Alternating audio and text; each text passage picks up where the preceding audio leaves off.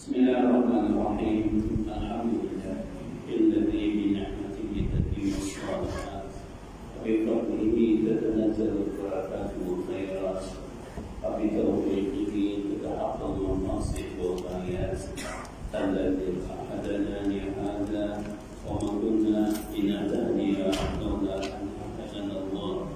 وأزكى صلوات الله وتسليماته على معلم الناس الخير وهادي البشرية إلى الرشد وقاد الخلق إلى الحق ومخرج الناس من الظلمات إلى النور بإذن ربهم إلى الصراط العزيز الحميد المقتدر حبيبنا وشفيعنا وأسوتنا وقدوتنا ومعلمنا محمد صلى الله عليه وسلم وعلى آله وأصحابه حق قدره ومقداره العظيم. Assalamualaikum warahmatullahi wabarakatuh. Kita punya jadwal nama berkaitan dengan Syekh Muhammad Mania, yaitu urusan jual beli di dalam Islam. Kita buka daripada Jumaat malam Sabtu kepada Ahad malam Senin. Banyak yang diulang, jadi kita buat jadwal berdasarkan kepada permintaan Arabi. Yang mana kita akan membicarakan kitab Fiqh Islami wa Adillatuh. Kitab ini merupakan sebuah kitab yang mempunyai nilai yang sangat tinggi di dalam masyarakat kita. Dikarang oleh seorang Profesor Dr. Wahab Suhaimi, ulama daripada Syam. Ulama ini sudah meninggal dunia. Ini antara kitabnya, banyak kitab-kitabnya yang dikarang ulama ini keluaran daripada Azhar University. Berada dalam mazhab Imam Syafi'i. Ulama daripada Syam dilahirkan di Suria.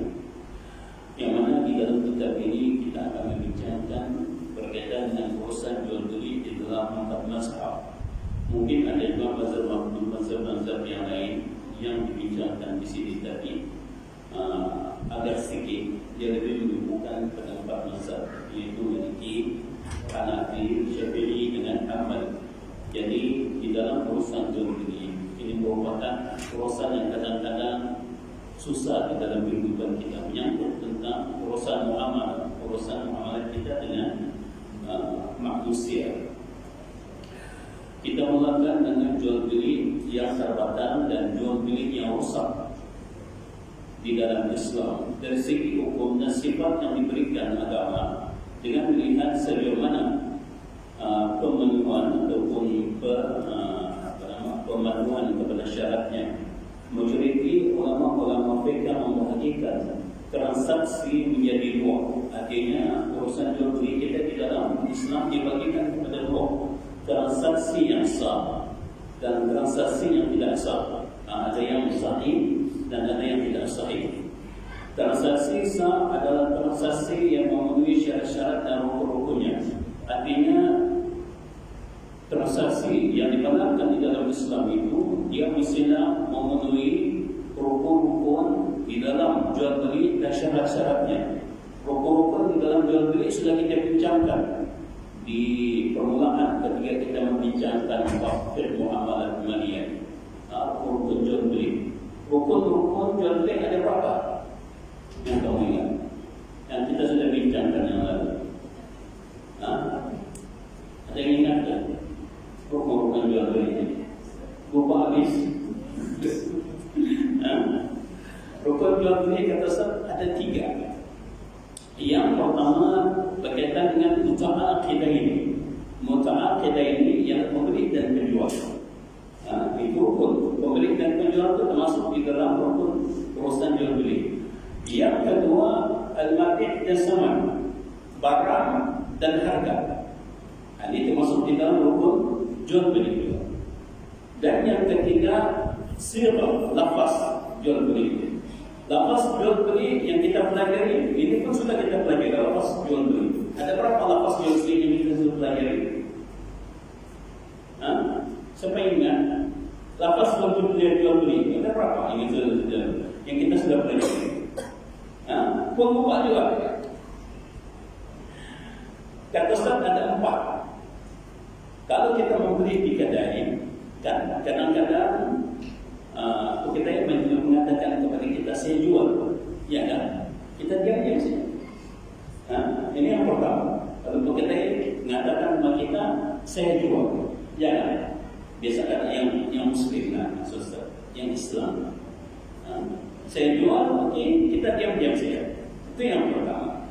Yang kedua, kadang-kadang kita mengatakan saya beli, tapi kita diam-diam saja. Saya beli, tapi kita diam-diam saja. Itu yang kedua. Dan yang ketiga, kita mengatakan, dia kata saya jual, dan kita mengatakan saya beli. Artinya kedua-duanya berbicara. Dan yang keempat, dua-duanya senyum. Artinya dia memberikan barang kepada kita pun senyum. Artinya ada tarabi, arti keridhaan antara kedua pihak ketika mengadakan urusan jual beli. Jadi ini ada empat sila ataupun lafaz ini adalah dibenarkan di dalam Islam. Faham? Tidak semestinya bila kita membeli barang kita cakapkan saya beli. Tidak semestinya bila menjualkan barang itu kita katakan saya jual. Tidak semestinya. Ada yang keempat yang ketusan dia. Artinya sama-sama mereka. Jangan salah satu dan masuk. Ada pilihan pula. Itu artinya tidak ada kerepotan. Sebab urusan jual beli ini perkara utama yang dilibatkan adalah kerepotan antara kedua pihak. Itu pun jual beli.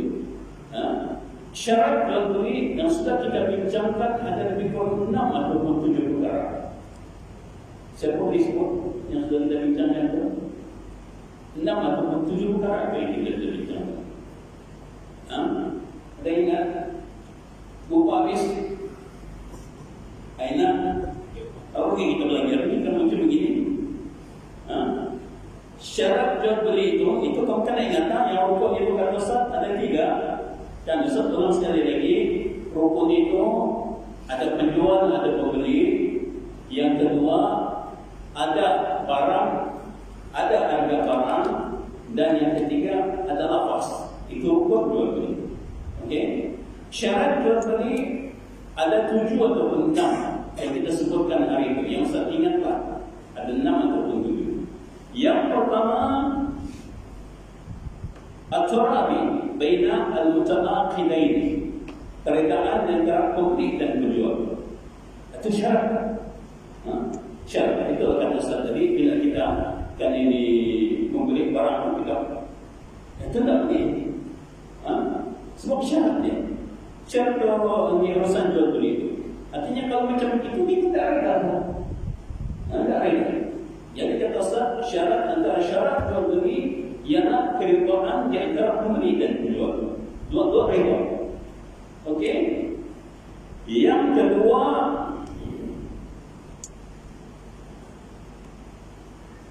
mestilah orang yang mengadakan urusan jual beli itu orang yang layak untuk mengadakannya. Sudah kata Ustaz tadi itu kalau budak-budak dikirakan layak, ya. Kalau budak-budak dikirakan layak, kan? Ataupun orang gila dikirakan layak mengadakan urusan jual beli ini. Dan kata Ustaz contohnya kalau kita suruh anak kita pergi kedai, mak sini kamu, kau tolong bapak beli di gula di kedai. 1 kilo ya, 1 kilo itu harganya lebih kurang berapa? Ada 5.000. Artinya jumlahnya kecil, tidak besar. Kan? Itu boleh. Kalau jumlah yang masih kecil macam itu, boleh. Tapi kalau kita mereka berikan bapak kereta, itu lah. Kereta itu mahal. Anak kita dia punya pemikiran tidak sampai pemikiran anak-anaknya. Agak tipu. Dia tahu beli saja. Dia tidak tahu ditipu. Sedang disuruh beli gula pun harga gula pergi senang dibagi jadi hari ini habis 50 sen. Ya, kita maksa ceklah. Kadang-kadang ada orang macam itu. Realiti kehidupan di dalam masyarakat kita. Kan? Itu syaratnya. Orang yang mengadakan urusan jual beli itu, kalau besar kata mesti orang yang layak mengatakan. Nah, sama ada yang membeli ataupun yang menjual. Jangan budak-budak, jangan kurangnya, jangan yang separuh senten, tidak boleh. Itu tidak boleh.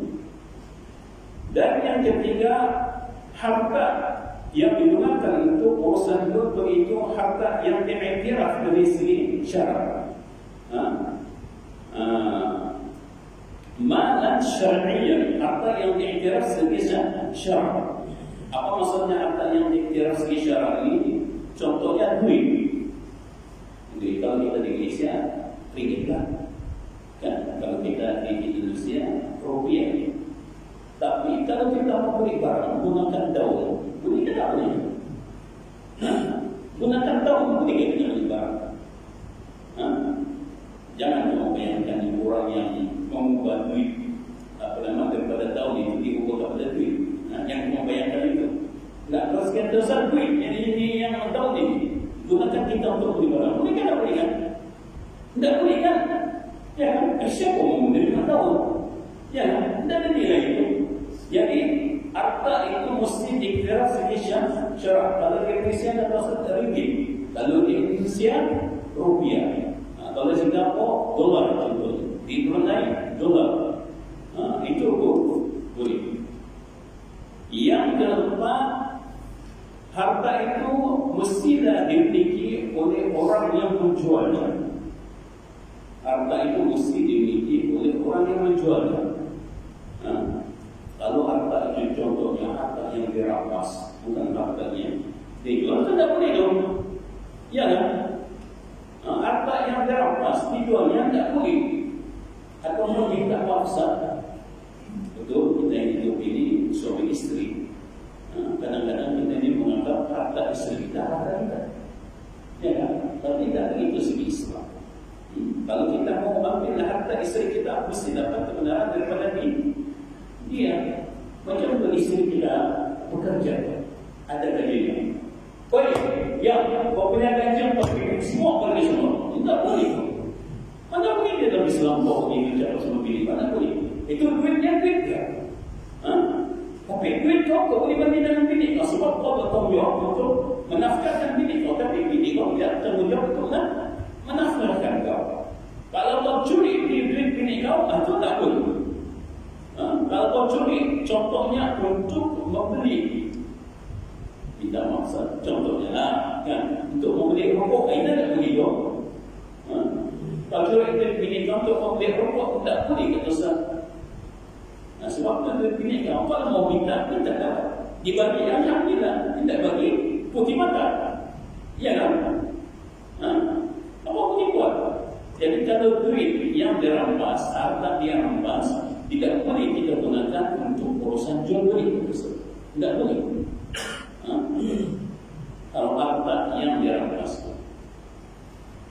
Dan yang kelimanya, harta itu mestilah milik sepenuhnya orang yang membeli ataupun orang yang menjual harta itu miliknya.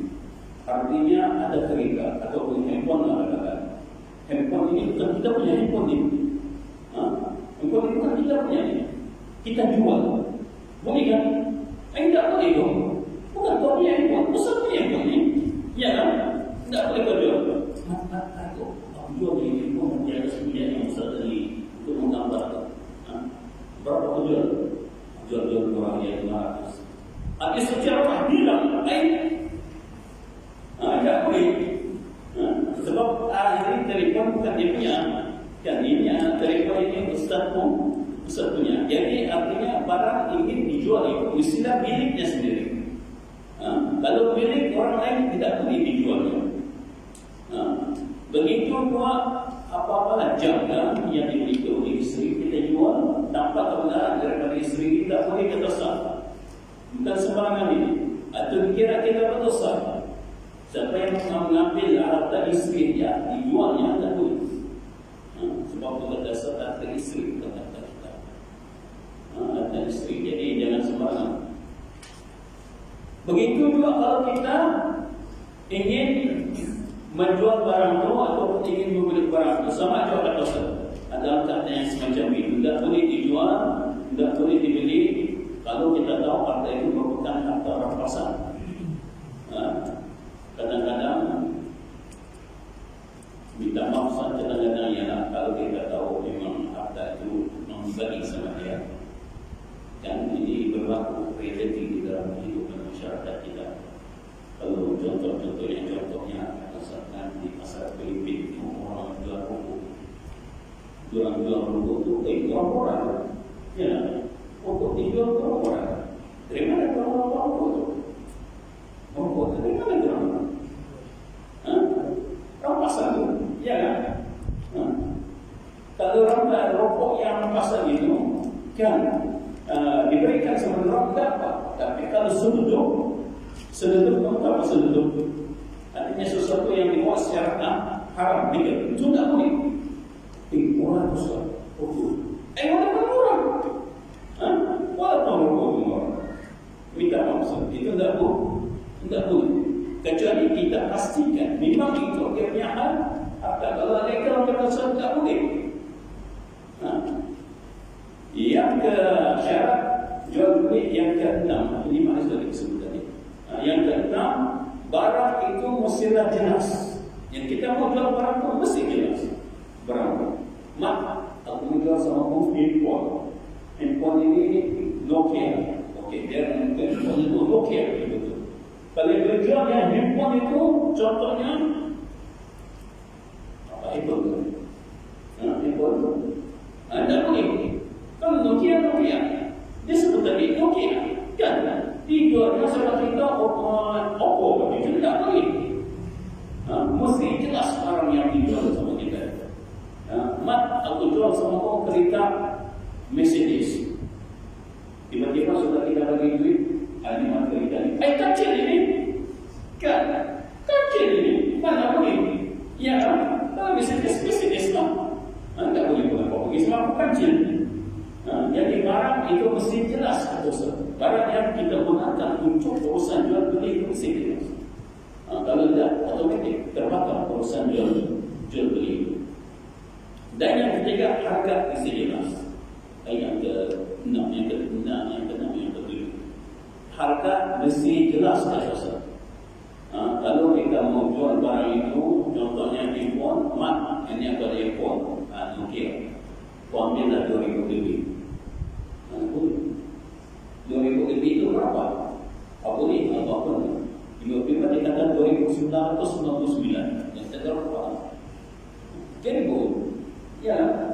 Kalau berapa lagi? 2,999. Siapa suruh kita takut? Yang dikatakan 2,000 lebih. Dia tidak sebut. Itu pun sebetulnya akan menyebabkan urusan jual beli itu tidak sah. Tapi sebab dia tidak menyebutkan harga itu dengan jelas. Kalau mau jual dia jelas. 2,000 berapa pun jual? 2,300, 2,400. Harga jelas. Harga tidak jelas tidak boleh. Kalau ada 10 ringgit lebih kan? Berapa 10 ringgit berapa? Mesti jelas tidak usah tanya. Jadi kalau tidak jelas tidak boleh. Itu yang akan dibincangkan di sini. Sedangkan transaksi yang tidak sah adalah transaksi di mana salah satu rukun atau syarat tidak dipenuhi dan tidak memiliki pengaruh hukum. Itu yang kita lihat tadi. Rukun kita tahu, syarat kita sudah tahu tadi. Karena ada 6 syarat yang kita sebutkan. Ingatnya syarat tadi yang disebutkan. Syarat jelas. Beringat atau urusan mau sebut secara ringkas supaya kita nanti urusan jual beli kita jelas. Kau ingat tadi yang syarat yang saya sebut? Mau tanya rukun kau enggak ya? Jangan. Sebut sekali lagi kan? Mau secara ringkas? Okey, yang pertama kata Ustaz, syarat jual beli itu adanya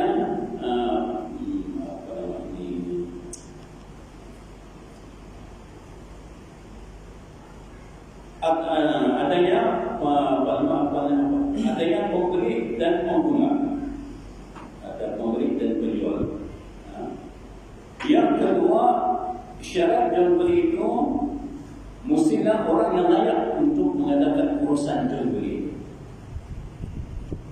Berikan satu, dua. Yang ketiga, harta itu mestilah harta yang ada nilai segi syarak.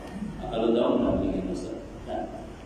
Yang keempat, harta itu mestilah harta yang mampu untuk diserahkan. Harta itu mampu untuk diserahkan. Yang kelima, harta itu merupakan harta yang dimiliki oleh orang yang ingin menjualnya. Okey, boleh? 5. Yang keenam, harganya jelas. Yang ketujuh, harga dari barang itu jelas, apa yang menjual itu jelas. Ada 7 syarat urusan di dalam urusan jual beli. Sedangkan rukun jual beli tadi 3 saja. Kalau kamu ingat ini, insyaAllah kita punya perjalanan selepas ini akan mudah. Kalau kamu tak ingat ini, apa ya kita ni? Perjalanan kita ni terumpang ambil nanti jadi. Kamu tak faham nanti jadi. Namun Hanafi, mazhab Hanafi dia kata membahagikan transaksi urusan jual beli ini kepada 3. Tadi kita sebutkan tadi sama ada batal ataupun sah ataupun tidak sah. Kan? Hanafi membahagikannya kepada 3. Sah, urusan dan batal. Kalau kita tadi batal ataupun batal itu tidak sah ataupun sah. Tapi Hanafi 3 dia kata sah, batal, ada lagi rusak. Ditambah lagi, Imam Hanafi ada lagi rusak dalam urusan jual beli dia. Dengan demikian, transaksi yang tidak sah ada 2. Artinya yang tidak sah ini termasuklah yang batal dan rusak. Penyebab utama perbezaan antara majoriti ahli fiqh dengan Hanafi, perbezaan antara ulama-ulama Syafi'i, Maliki dengan Hambali dengan Imam Hanafi adalah makna atas larangan agama terhadap transaksi tertentu. Apakah sesuatu perbuatan yang dilakukan oleh pihak agama identik dengan tidak sah, dengan kata lain tidak perlu dipertimbangkan lagi dan termasuk di dalam bab dosa, ataukah ada pelarangan ini hanya memastikan adanya dosa tetapi tetap dapat dipertimbangkan lagi. Maksudnya di situ, kalau kita menjual barang, kadang-kadang ada orang yang menjual barang yang tidak wujud. Ya kan? Ada orang yang menjual barang yang tidak wujud. Kalau segi kita dalam majoriti ulama mazhab ini, kalau barang yang tidak wujud, barang yang tidak wujud dijual, bagaimana kita katakan batal. Sebab dia menyalahi daripada syarat yang kita tetapkan tadi. Syarat yang kita tetapkan tadi dalam urusan jual beli, barang mestilah dia jelas. Iya kan? Kalau barang tidak jelas, tidak boleh dia dalam urusan jual beli. Kan? Di dalam mazhab Hanafi, dia katakan kalau barang itu tidak jelas, di situ ada 2 pertimbangan lagi. Sama ada boleh dibatalkan urusan jual beli itu, ada urusan jual beli itu rusak. Kenapa? Sebab Imam Hanafi mengatakan ada barang-barang itu walaupun dia tidak wujud, tapi boleh diadakan ketika ingin diadakan urusan jual beli. Contohnya, sebagai contoh, kereta. Mat, aku jual sama kau kereta proton.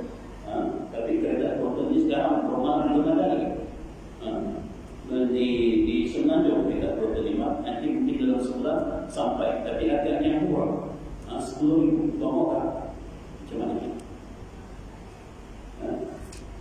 Macam mana kita? Barang pun tak ada tau. Ya kan?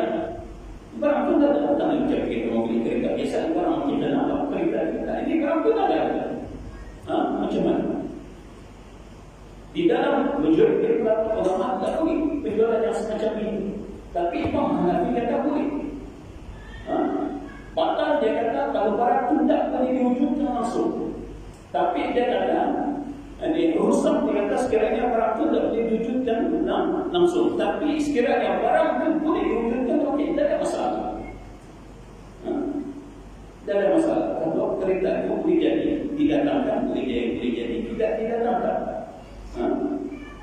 Mana kita tahu kan, kalau sebenarnya berusaha dari saya dapat semua sudah berita tidak dapat dibawa ke sini, kita sudah bayar rugi. Jadi begitu tak boleh. Kita menjadi mazhab ulama tidak boleh. Ada berapa 10 minit ya? Ada yang mau dibincangkan dari perbahasan ini? Ada yang mau dibincangkan? Ada? Oh, ya silakan. Ya. Kita yang melakukan transaksi. Ya. Dan salah sah semua saya. Tiba-tiba salah satu pihak tidak membatalkan. Ada penjual atau pembeli. Bagaimana? Transaksi sudah berlaku, itu rukun sah, syarat sah, tapi salah satunya ingin membatalkan. Contohnya beli tanah dan soal-soal. Bagaimana? Kalau di soalan abang ini kata transaksi sudah berlaku. Artinya urusan jual beli sudah berlaku. Contohnya urusan tanah. Kita membeli tanah dengan orang. Kata tanah itu harganya 50.000. Tanah itu harganya 50.000. Oke? Kita sudah timbul tanah itu di semua. Kita pun setuju. Dia kata, okey, kita pergi berpeluang. Untuk tanah ini biasanya melibatkan berpeluang. Bukan kita bayar dari semuanya. Kalau kita bayar dari saya sama dia, kita nanti kita mesti ada berpeluang yang mau pilih benda atau logik. Ya, okey, kita pergi berpeluang. Dia kata, sudah kita pergi berpeluang, tapi kita timbul tanah itu okey, kan bagus semua. Okey, kita pun setuju. Jika kita pergi pejabat berpeluang, kita kata itu 50 dari kampung. Jadi kita bayar termasuk pembayaran keuangan nanti situ 50. Sudah dipersetujui kan? Okey. Kita setuju yang pembeli yang penjual ada di situ dia setuju. Dua saya kirim. Dua saya kirim. Kirim itu hanya sembarangan juga banyak yang bisa dikirim. Kalau okey saya kirim apa semua keluar daripada pejabat berpeluang. Sudah keluar daripada pejabat berpeluang itu sudah kita turun. Aku macam tak jadi membeli tanah. Aku macam tak jadi membeli tanah. Jadi sekarang macam mana? Mari kau kita pergi pejabat berpeluang itu, aku tak jadi membeli tanah. Adakah boleh begitu dalam Islam? Tidak boleh. Kenapa? Sebab dia sudah keluar daripada pejabat berpeluang. Kalau dia membatalkan perjanjian atau pembelian tanah itu, mesti dipejabat berpeluang. Mesti sebelum keluar daripada pejabat berpeluang. Kalau keluar habis. Keluar daripada pintu saja, kan? Daripada pejabat berpeluang keluar daripada tidaknya dah boleh habis. Tidak boleh. Pokok itu hukum di dalam Islam. Tidak tahu kalau ada ulama seperti itu, tapi hukum dalam Islam begini.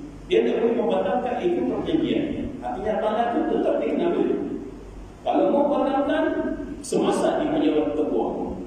Artinya, okey aku setuju membeli di tanah, aku beli tanah dengan harga 50.000, okey aku setuju sen. Tiba-tiba, berpikir-pikir, dah yakin aku bisa apa boleh yang dibeli. Itu boleh. Begitu boleh Pak. Tapi kalau sudah keluar tak boleh.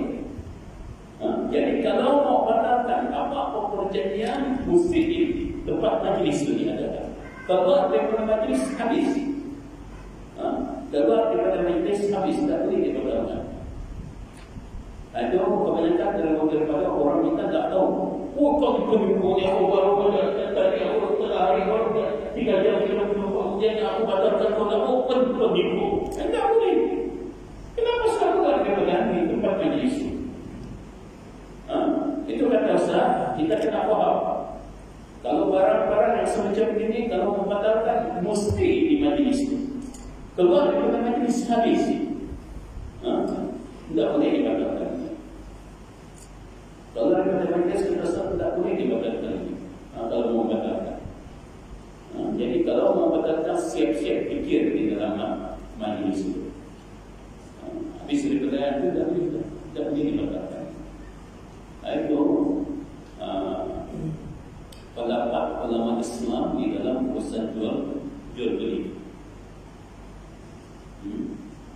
Ya, ada lagi? Ya. Pengeluaran duit. Contohnya, Maybank.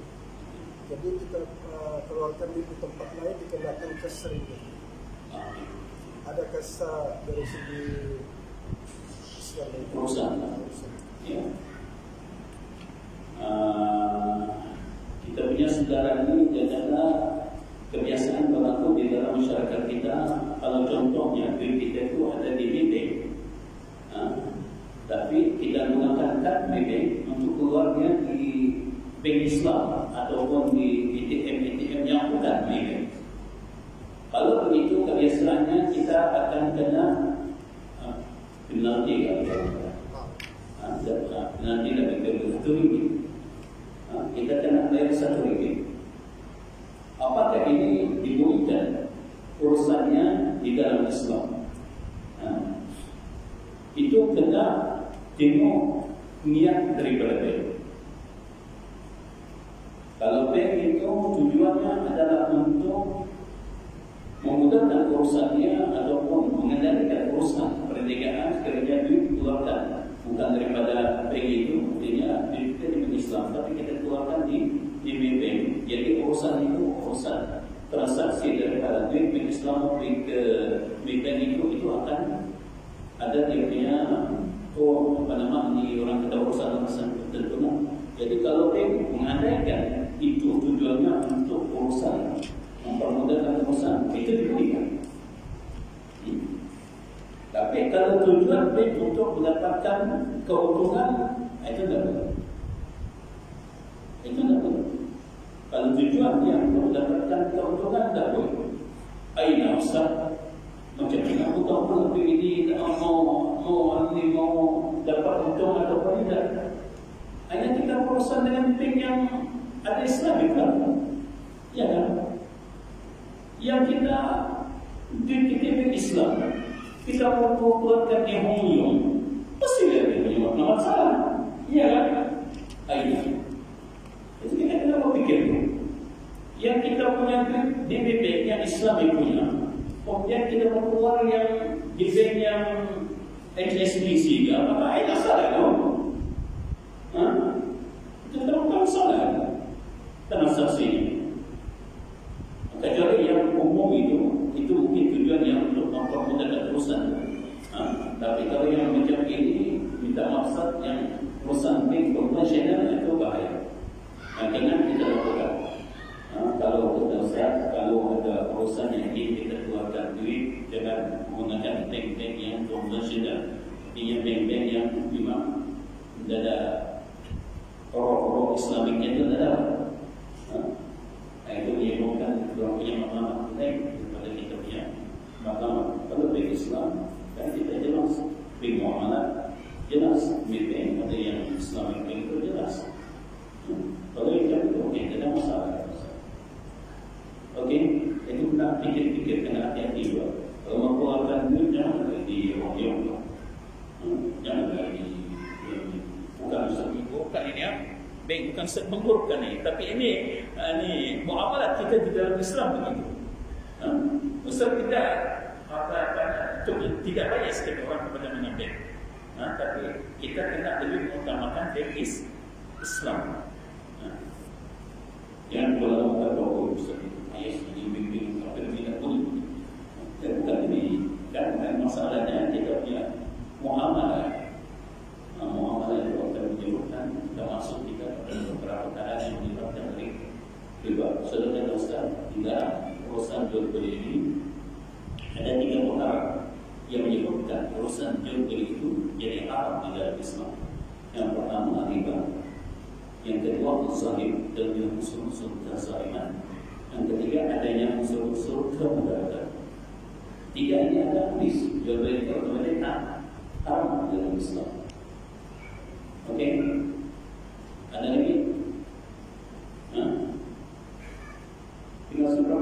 1 minit.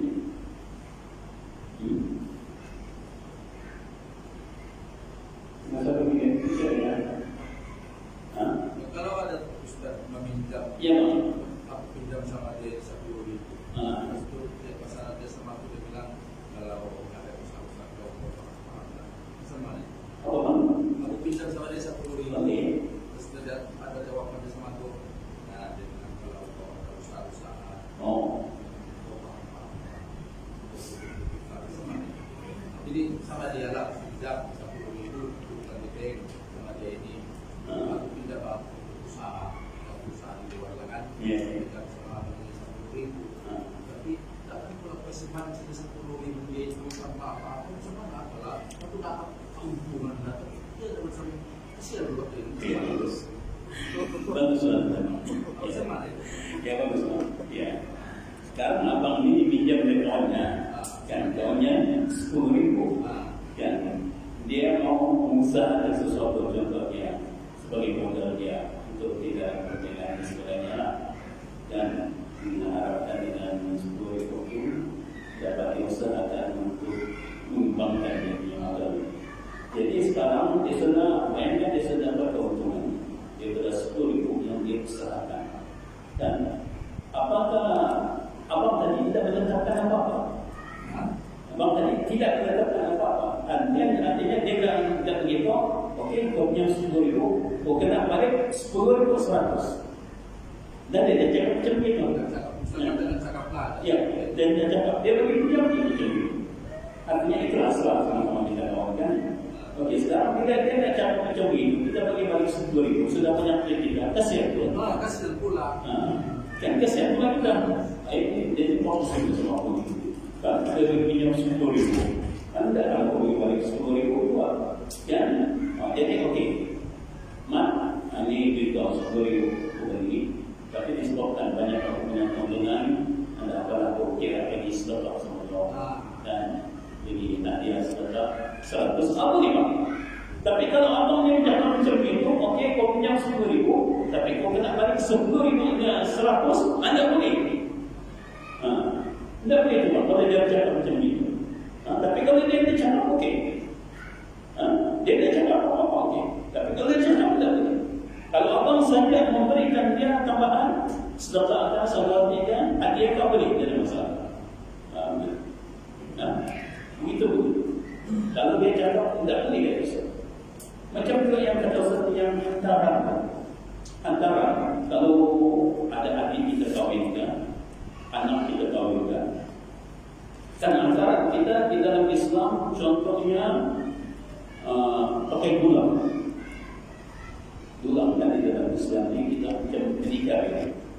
Dan menikah yang perempuan bagi $7. Jadi wajib kita pihak laki-laki bagi $10. Apakah ini diberikan dalam Islam? Atau berbalik?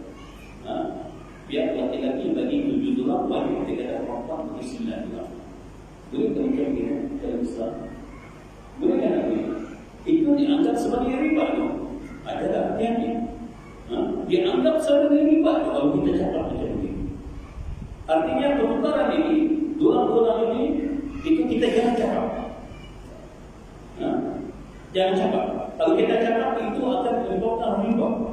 Macam juga kita kata Ustaz, ada motor juga, kan? Si mak pinjam.